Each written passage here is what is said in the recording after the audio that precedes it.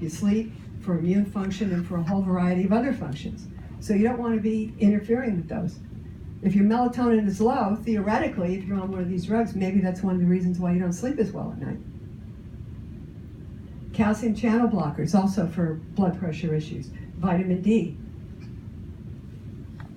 Thiazide diuretics, very commonly used. We used to get female patients coming in who were every month took diuretics for the week before their period because they used to get edema and they didn't like gaining weight before the period. It's also used for hypertension, people who have congestive heart failure. And you can lose a lot of nutrients. Diuryl is one of the most common ones, but you can decrease zinc, calcium, magnesium, potassium, B1, which is thiamine, vitamin D, phosphorus, and coenzyme Q10. And what's interesting is most doctors are going to give you a prescription for potassium, so you don't get leg cramps from your diuretic. Yet, just as important is magnesium, and yet that isn't ever discussed. Loop diuretics, another kind of a diuretic. Lasix is a very common one. Calcium, magnesium, B6, C, B1 again, phosphorus, and zinc. Again, you lose a lot of nutrients that don't get replaced. And one of the things that, as I was researching all this, that I was a bit upset about is that most people don't think we need to even take a good multivitamin because if we are eating correctly, we should be getting everything we need. And of course, that isn't the case for many, many reasons. But I think just going through this list is in my view, a good enough reason why, just to be safe as an insurance policy, even though you are eating better than maybe you did before you started low carb, if you're on medications, it would be a good idea to make sure that you're on a good multivitamin mineral. And of course, if you're on some of the medications that deplete coenzyme Q10, then you may want to supplement that separately. Potassium-sparing diuretics. So these diuretics, you don't lose potassium, but you're still going to lose calcium, magnesium, and phosphorus. Sulfonylureas, some of the oldest oral diabetes medication that's still very commonly used. One of the reasons why it's also commonly used is it's less expensive than a lot of the other more recent drugs for diabetes. Coenzyme Q10 is another one. I was really surprised at the number of drugs that affected coenzyme Q10. We always talk about statins, but it's far more serious than that.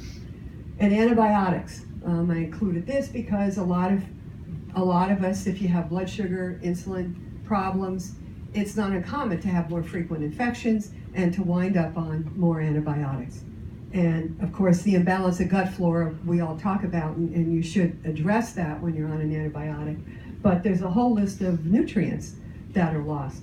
B1, B2, B3, which is niacin, B6, B12, vitamin K, folate, biotin, and inositol. Biotin and inositol are made in the gut, as is B12. So if your gut flora is all messed up, because you're on an antibiotic, it would stand to reason that you're going to have difficulty synthesizing some of these nutrients that show up in the gut. So why do we get depletion? Well, one of the things I just said is that they block the synthesis of some of the vitamins, or it affects your absorption of them. It may be in the food, but for whatever reason, it blocks the absorption. The various drugs do, and certainly the acid blockers do, because you're going to have some difficulty because you've changed the environment of the stomach from having hydrochloric acid to blocking hydrochloric acid.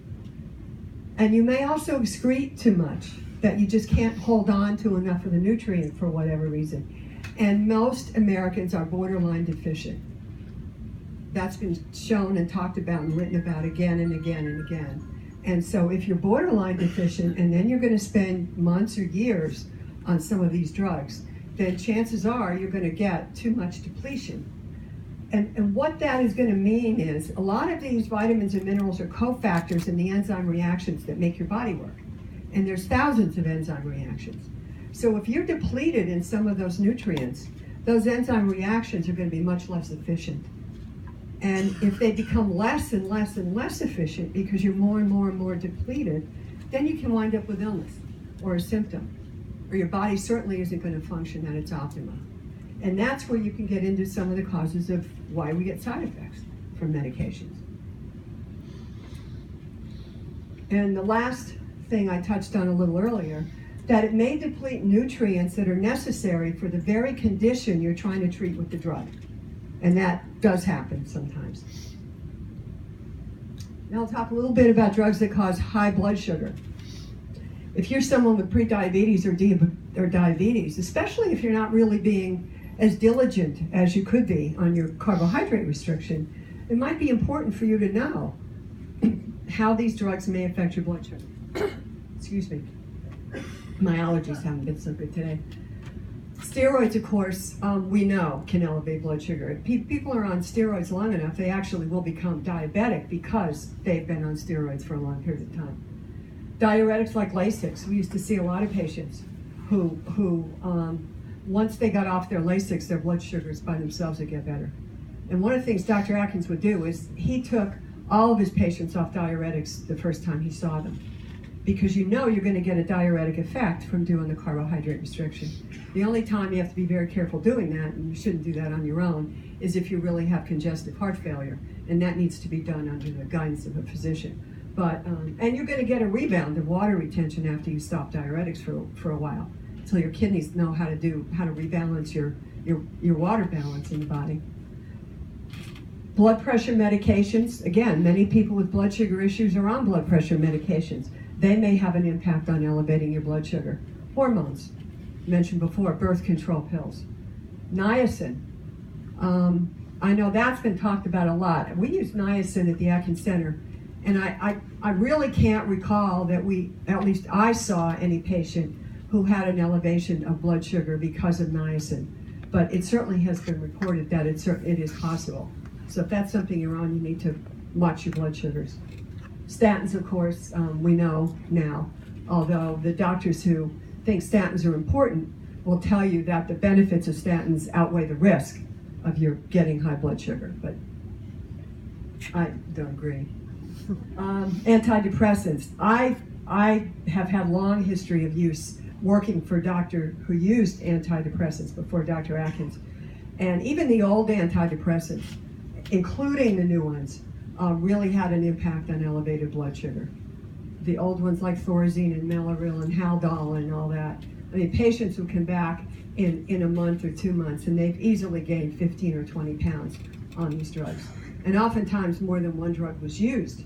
So they really had like a double wallop from these medications. And levo, this is one I didn't know. I knew all the others. I did not know that Synthroid could also elevate blood sugar. So I was surprised by that one. And a lot of us are on levothyroxine. Medications that cause weight gain. I mean, we touched on this before in some other lectures. Hormones. Depo-Provera is an injection of hormones for contraception. And I can't tell you the number of young women who come in to us at the Atkins Center and decide they were tired of taking birth control pills or whatever, so they decided to get Depo-Provera injections, and then coming in, having gained within a short period of time 5, 7, 10 pounds. And once you got the injection, it's not, you're gonna continue to have weight issues until you either stop taking it, because it's very hard to get them to start losing weight again if they're going to get these injections every few months. Non-steroidal anti-inflammatories will depress your thyroid function. And those are drugs that people take regularly because they're in chronic pain. Other psychotropics, as I mentioned, old and new, can also cause weight gain. Steroids cause weight gain. And if you're on steroids, you have to be very diligent and have a great deal of patience to lose weight, because it just makes it more difficult. It's not impossible, but it does make it more difficult. So you just need to be realistic about the impact of your drugs. Hopefully, as you make progress with carbohydrate restriction, you can get off of many of the drugs. And if you can't, at least get on the lowest possible drug. So then you have much lower risk of complications and negative interactions between drugs. Anti-seizure meds, very commonly, will cause weight gain. Antibiotics do. We saw that a lot in our patients. They come in and they were doing really well, and suddenly they come back, and I don't know why the diet isn't working for me anymore. And we go through the whole thing. What have you been eating? You sure you're not cheating? And on and on and on. And are you on any medications? No. Well, I just finished a course of antibiotics. And that's about when they started gaining weight. No, they'll start losing again, but it probably was related to the impact of the gut bacteria, change in gut bacteria when you were placed on an antibiotic. That's why we always put our patients on probiotics if they were taking antibiotics. Antihistamines can make it much more difficult to deal with your weight, especially if you take them on a regular basis, and a lot of people do for various things. If you're taking antihistamine for sleep, I mean, there's a lot of other more natural things to do than an antihistamine every night for sleep. So go on the internet and check it out. Is Zyrtec an antihistamine? Zyrtec? Zyrtec is one of, yes, it is. Okay. It is, For yeah, allergies. it is, yeah. Statins can make it more difficult for your weight. And insulin or any drug that solicits an insulin response, like the sulfonylureas. Sulfonylureas increase insulin. Even if you have too much of your own insulin, or you're putting in more insulin in some way, then you're going to have more difficulty. You're going to make more fat. Now, there are times where absolutely you have to do it until you can get yourself straightened out. And carbohydrate restriction, of course, we know can really cut your need for a lot of these medications. So why do they increase weight? Well, I think it's hard to say in each one, but it certainly can have a negative impact on your blood sugar and your insulin regulation, and perhaps increase insulin resistance. And we all know that increased insulin resistance is not what we want to start with, because that's a pathway to type 2 diabetes eventually, unless you start cleaning up your lifestyle. Increased appetite, that certainly can happen. Side effects cause water retention, like the steroids and the birth control pills can cause water retention. Slower metabolic rate, lower thyroid function. A notorious offender for that is lithium. Lithium, which is a mood stabilizer and used for people with bipolar disorder. Almost every patient we've ever seen has a weight problem when they take lithium because their thyroid doesn't work. And almost every patient winds up on thyroid. So that's a tough one, because that's bipolar disorder is a difficult condition to deal with. And antibiotics upset normal gut flora. Now, I just want to go through some of the drugs where you really have to be more careful and give you a little more information so you can think about whether you'd rather really tighten up your lifestyle rather than wind up on some of these drugs, or at least try to get off them as soon as you can. Sulfonylureas, glucotrol, micronase, Amaryl, these are the older drugs. They do stimulate insulin, so it can be an issue with weight gain. They have been linked to cardiovascular diseases, especially in women. And on a low-carb diet, if you continue on your dose of sulfonylurea, you have a good chance of getting a hypoglycemic reaction. Same as with insulin. Those drugs have to be cut when you cut your carbs, because the medications for diabetes are titrated for how many carbs you're going to eat.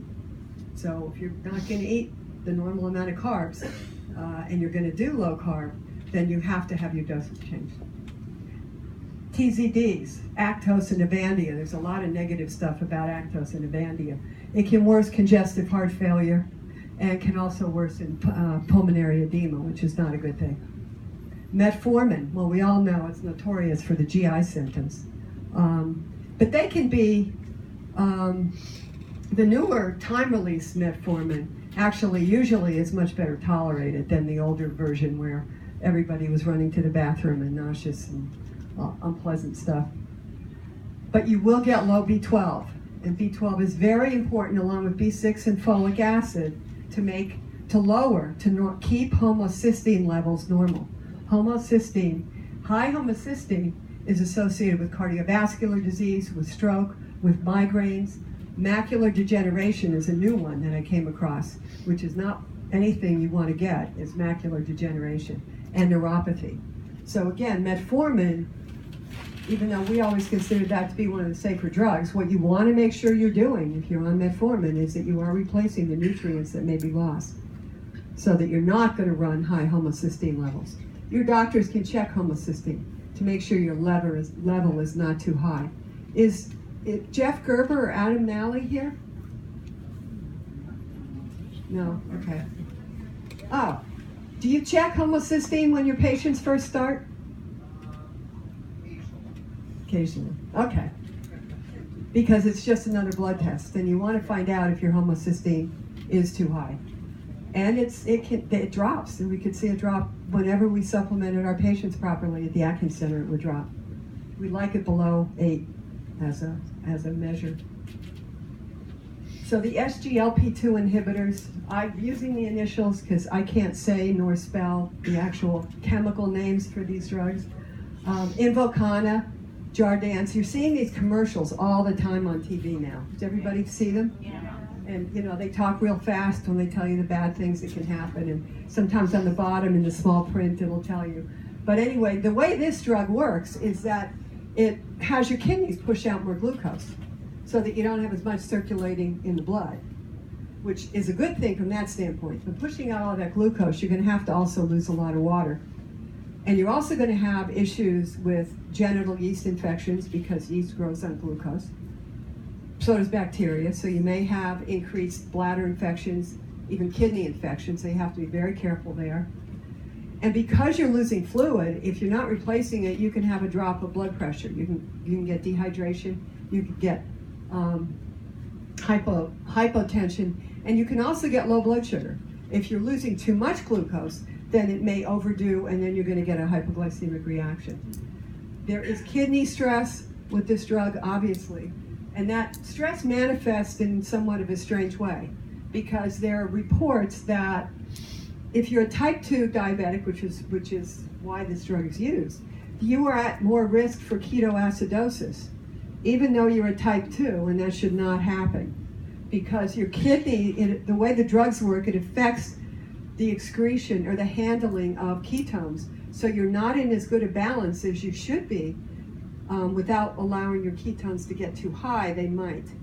And that may even be true if you're on a carb restriction and you're ketogenic. So if you're on that kind of drug, you really have to be careful and discuss with your doctor so that you're followed, so that you're not one of those people who could run into difficulty. Of course, the best possible scenario is that if you're doing low carb, you don't need this drug.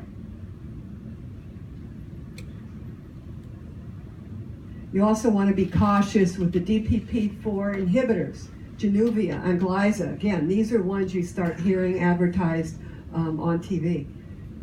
Do anybody know how many countries in the world actually allow direct-to-consumer of advertising to prescription medications? 2. We are obviously one of them. Anybody know the other? New Zealand, yeah. So we'd be a lot better off if we didn't do this, but I am absolutely sure that will never happen. But there's recent reports of both of those drugs causing severe joint pain. And I just read last week, and Glyza, there was a paper that came out saying that it increases congestive heart failure risk on that drug. And you know what happens is the drugs are approved, and they were a relatively small number of people for a relatively short period of time, a few years, and then you start putting thousands and thousands and thousands of people on these drugs for years and years. And after a few years, you start to see what starts showing up as far as side effects and adverse reactions. Same thing happened with fen-phen. Remember the appetite suppressant, the 2 of them together? After it was out for about 3 or 4 or 5 years, they were finding that one of the drugs actually damaged the heart valve. People got significant valvular disease.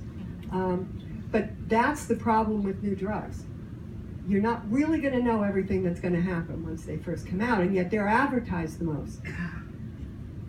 And I read a number of surveys about how often does a patient go to a doctor and ask for a new drug they saw advertised. How often do they get the drug?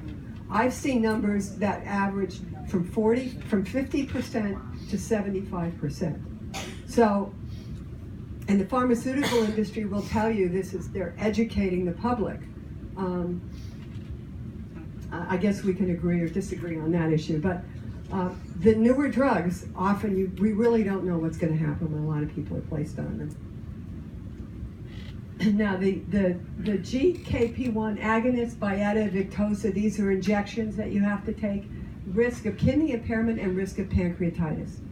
And pancreatitis is not a nice illness to have. In some instances, it can be fatal, but you're very, very sick when you have pancreatitis. And insulin itself, it can cause hypoglycemia. Again, you have to change your insulin if you're going to do low carb. Cause weight gain. Also causes lipoma at injection sites if you don't, which are fatty tumors, which shows you that how insulin causes fat storage. If you don't rotate your sites, you wind up with all these little fatty deposits in places. And it's better that it be under your skin than in your blood vessels, but Benzodiazepines, I threw these in here because these are used for anxiety, they're used for panic attacks, they're used for insomnia. Oftentimes people are on these for years and years and years. And they're familiar, Valium, Klonopin, Ativan. These have been shown to have an increased risk of Alzheimer's. And they should be limited to only 3 months. That's the recommendation for the use of this category of drug. And they should never be used in seniors. And yet, people get these all the time. Blood pressure meds like the beta blockers and the vasodilators, they can increase the risk of age-related macular degeneration, which is not a good thing. My mother has it, and she gets injections in her eyes for it.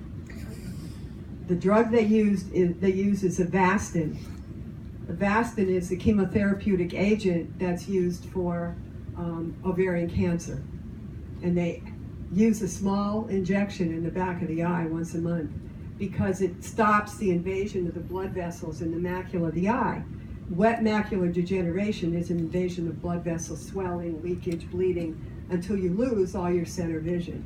And it can be an effective treatment. Unpleasant one, I think. When she goes to the doctor, I never go in with her where they're doing the injections. I just don't want to see it. But better to not need the meds. Now, this is almost the end. This is an important one. Proton pump inhibitors, and I've listed their names here. They're all names you've seen on TV, you've seen in magazines. Some are available over the counter in lower doses. You also have the other group, histamine 2 receptor antagonists, Zantac, Tagamet, Pepsid. They decrease stomach acid to decrease the irritation of the acid in your stomach, cause B12 deficiency. So again, you have to supplement. Can decrease cognitive function and osteoporosis, including in men. Men can get osteoporosis too. And a lot of men are on these drugs for 5, 6, 7, as many years as they think they need them. Yet they were never meant to be on that long. It diminishes your magnesium levels, which does increase heart attack risk in people on this drug. And you cannot normalize your magnesium levels, even with supplementation, until you're off the drug. So that's how much it actually disrupts a very important nutrient in the body. And will increase, of course, infection because you're cutting down hydrochloric acid in the stomach, and you can get a C. difficile infection, which is a real unpleasant infection to have, a GI infection, because part of what hydrochloric acid does is kind of get rid of any of the stuff that comes along in your food or your environment that would be unhealthy for you. So that's one barrier, is some of the hydrochloric acid in the stomach. 70% of those prescriptions are improperly prescribed. And of the 30% that stay on the drug, you can stop 20% of them and people don't get any symptoms back. And we know from experience, everyone here personally, if you've ever had reflux, or clinicians, that's one of the first improvements you see with people when you do carbohydrate restriction. Even if they don't lose much weight, it's changing the diet that really can stop the reflux. So you don't really need to be on these kinds of potentially dangerous medications. And they should be used for short-term only. Quick question. If someone's been on the proton pump inhibitors for many years, is it okay to just We used to just stop them. But now if they're eating wrong, chances are they're going to still have their heartburn, because the heartburn is really because of all the junk that they're eating. So a low-carb lifestyle can be an answer to keep you off of drugs and to avoid the side effects and the hidden costs, both financial and otherwise. Because a lifestyle can address the underlying metabolic. It can address the reason, not just slap a Band-Aid on top of something so your symptoms disappear. However, you must address both the quality and the quantity of carbohydrates personalized to each individual patient. A low glycemic index diet, if it's a large quantity, will not work in a lot of people, especially if you're someone who has diabetes. You have to deal with both quality and quantity. You want to improve your quality of life and save money, and you don't want to be one of those statistics. So I like this slide. Can everybody read it? It's pharmaceutical people having a meeting, contemplating their next drug, and says, here's how it works. First we discover the drug and identify the market, then we invent the disease. I have to tell you, yes, I have to tell you this new condition out there called OIC, Opiate-Induced Constipation. It's advertised on TV now, OIC. You know, by using the initials, it makes it sound more serious. Now, people have been having opiate-induced constipation for as long as they've been taking opiates, but now there's a drug for that specific thing. So when I saw that commercial for the drug, this is what I thought of. I just couldn't help it. As you can tell, I'm not a big fan of much of the pharmaceutical industry. Thank you.